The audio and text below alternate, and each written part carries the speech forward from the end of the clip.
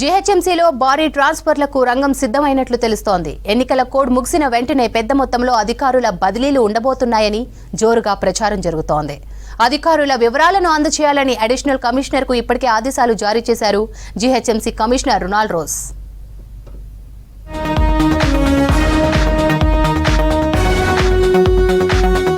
గ్రేటర్లో చాలా ఏళ్ల తర్వాత భారీగా బదిలీలకు అధికారులు సమాయత్తమవుతున్నారు.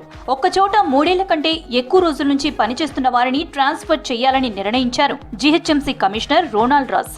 గత ప్రభుత్వ హయాంలోని నాయకులతో అధికారులకు ఉన్న పరిచయాలతో ఒకే చోట తిష్టవేసి కూర్చున్నారు.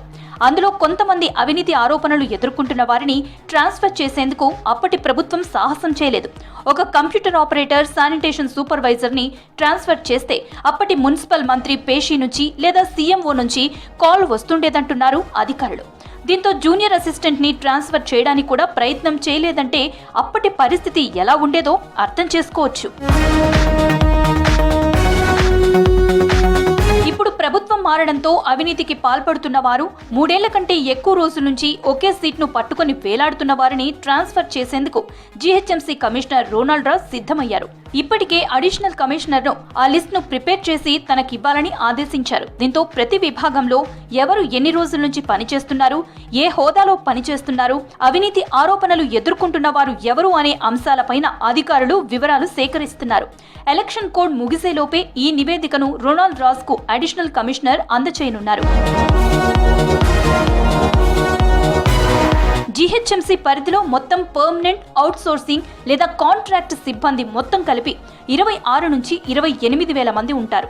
18,500 శానిటేషన్ వర్కర్లు, 950 సూపర్వైజర్లు, 500 నుంచి 800 మంది ఆపరేటర్లు, 500 మంది జూనియర్, సీనియర్ అసిస్టెంట్లు, 400 మంది సూపరింటెండెంట్లు, సుమారు 100 మంది అసిస్టెంట్ మున్సిపల్ కమిషనర్లు, 20 మంది జాయింట్ కమిషనర్లు, 20 మంది మెడికల్ ఆఫీసర్లు, 30 మంది డిప్యూటీ కమిషనర్లు.